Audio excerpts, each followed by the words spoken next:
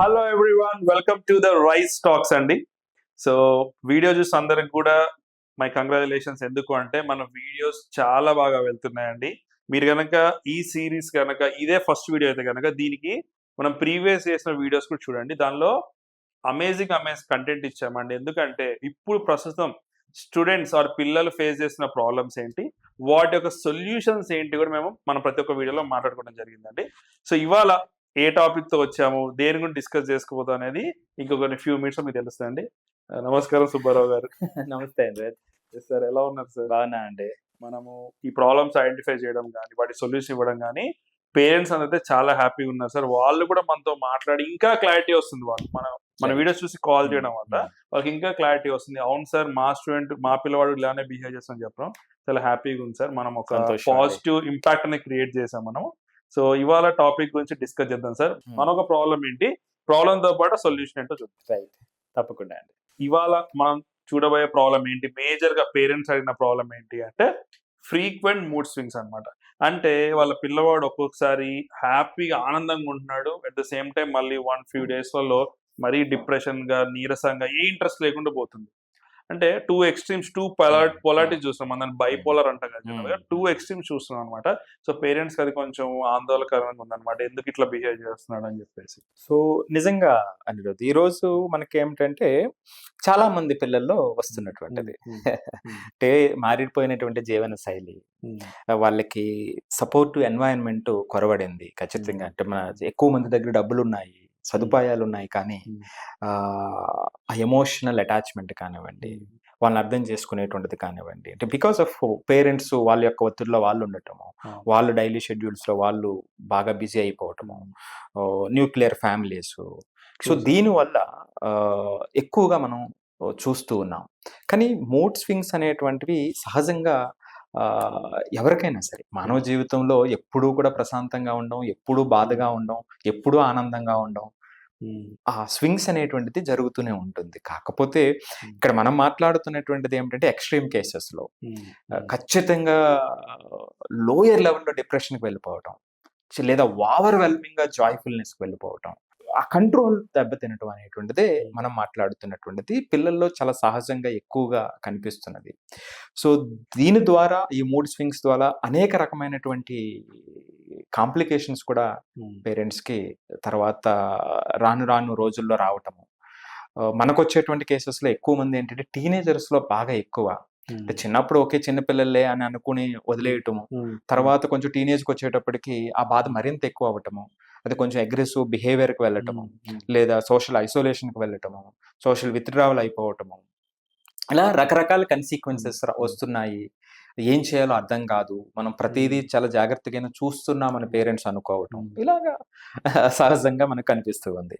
మరి దీంట్లో లోతుగా చూస్తే ఎందుకు ఇట్లా జరుగుతుంది అనేటప్పుడు, ప్రత్యేకించి టీనేజర్స్ విషయంలో మరింత ఎక్కువగా ప్రస్ఫుటంగా కనిపిస్తుంది అనుకునేటప్పుడు నేను ఒక ఆసక్తికరమైనటువంటి విషయం చెప్తానండి. టీనేజర్స్ బ్రెయిన్ అనేటువంటిది అండర్ కన్స్ట్రక్షన్. అండర్ కన్స్ట్రక్షన్ ఒక బిల్డింగ్, మీరు అండర్ కన్స్ట్రక్షన్ బిల్డింగ్ వెళ్తే ఏముంటాయి, చాలా సపోర్టింగ్ ఎన్వైరన్మెంట్స్ ఉంటాయి, పరంజామాస్ అంట, స్కాప్ హోల్డింగ్ అంట, అవి ఉంటాయి. అవి అవసరం. కొంత తర్వాత దాన్ని తీసేయాలి. ఎప్పుడు వేయాలి, ఎప్పుడు తీసేయాలి అనేటువంటి తెలియాలి కదా. సో మరి అక్కడ అండర్ కన్స్ట్రక్షన్ లో ఉన్నటువంటి బిల్డింగ్ దగ్గరికి మనం వెళ్ళినప్పుడు, మనం రెసిడెంట్ గా ఉండేటువంటి బిల్డింగ్ దగ్గరికి వెళ్ళినప్పుడు వాతావరణాన్ని మీరు కోరుకుంటే ఎంత దారుణంగా ఉంటుంది, సమంజసం కాదు కదా. సో టీనేజర్స్ బ్రెయిన్ లో కూడా సో ఈ అండర్ కన్స్ట్రక్షన్ కాబట్టి స్కాప్ హోల్డింగ్ ఉంటుంది, కొన్ని రిమూవల్స్ ఉంటాయి, కొన్ని యాడ్ ఆన్స్ ఉంటాయి, అంతా గందరగోళంగా ఉంటుంది. దీన్ని జాగ్రత్తగా సరిచేసి తీసుకురావాల్సినటువంటిది అవసరం. మనం ఇక్కడ ఎప్పుడు కూడానండి డూ దేర్ బెస్ట్ అని చెప్తాం, డూ యువర్ బెస్ట్ అంటాం.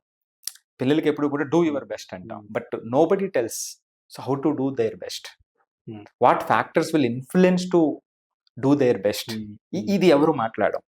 సో పిల్లలు కూడా ఎస్ నెక్స్ట్ టైం అంటే వాళ్ళు కూడా వాయిదా వేస్తాం, ఈ క్షణం తప్పించుకోవచ్చులే అనేటువంటి ఉద్దేశంతో okay next time I will do my best అంటారు.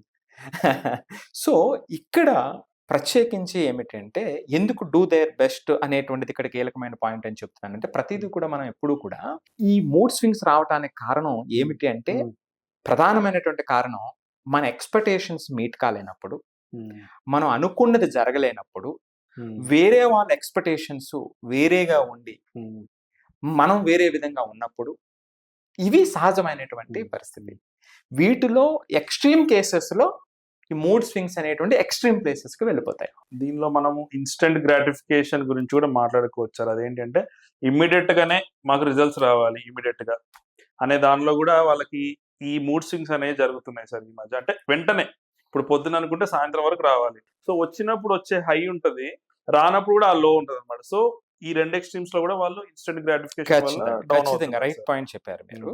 దీనికి స్టాటిస్టిక్స్ చూస్తే మీకు ప్రతి 5 పిల్లల్లో ఒకరికి ప్రాబ్లం ఉంది. 70% ఆఫ్ ద పిల్లలకి ఎవరైతే మూడ్ స్వింగ్స్ ఉన్నాయో వీళ్ళకి major health conditions, emotional problems వస్తున్నాయి అనేటువంటిది స్టడీ చెబుతున్నటువంటిది. అట్లాగే 40% ఆఫ్ ద పేరెంట్స్ కి వీటిని ఎలా హ్యాండిల్ చేయాలో అసలు తెలియదు.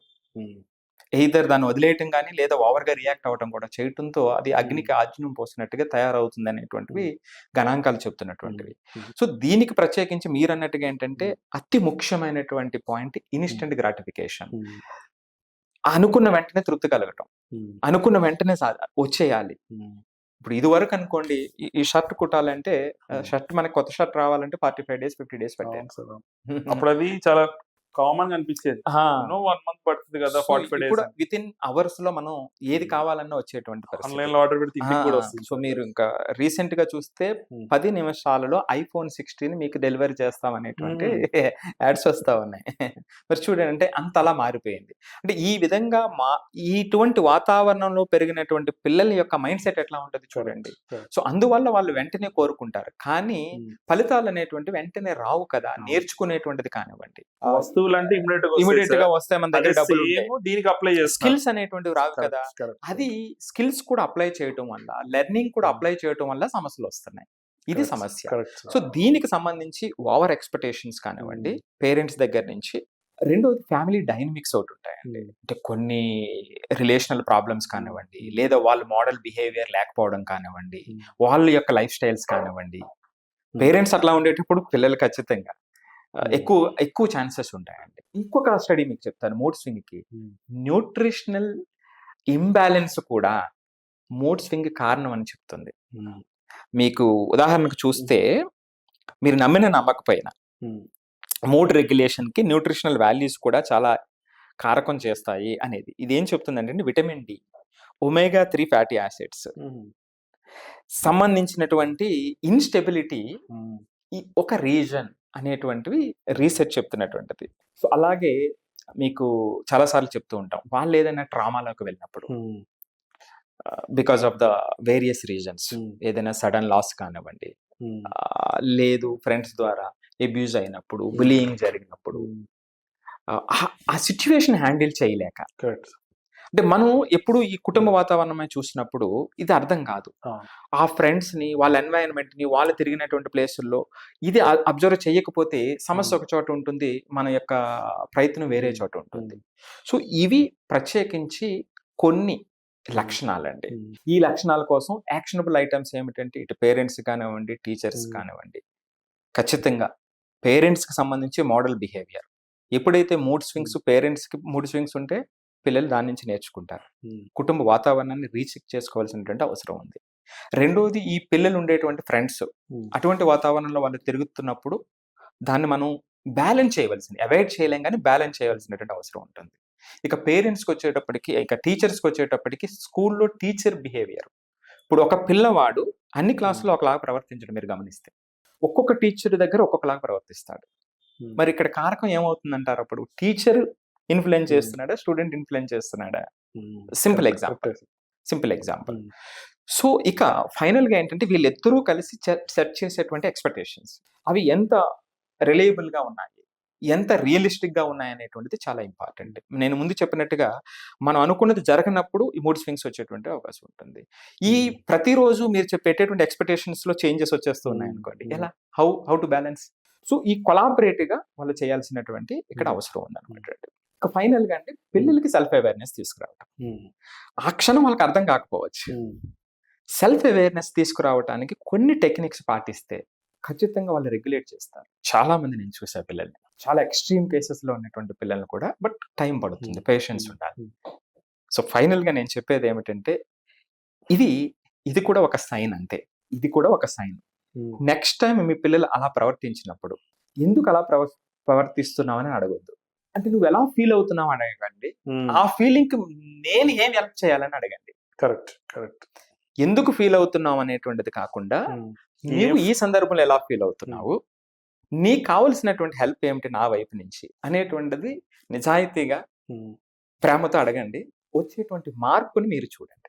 Okay sir, thank you so much. ఇంకొక టాపిక్ తో మనం ఇంకా ఎడ్యుకేట్ చేసే అవేర్నెస్ కూడా తీసుకొచ్చాము. మరిన్ని టాపిక్స్ ఇంకా మనం ఫర్దర్ డేస్ లో డిస్కస్ చేద్దామండి. సో ఎవరైనా సరే సబ్స్క్రైబ్ చేసుకోకపోతే కనుక ఖచ్చితంగా సబ్స్క్రైబ్ చేసుకోండి ఛానల్ని, సో దట్ మీరు ఏ వీడియో కూడా మిస్ అవ్వరండి. థ్యాంక్ యూ సో మచ్ అండి. నమస్తే. నమస్తే సార్. నమస్తే అండి.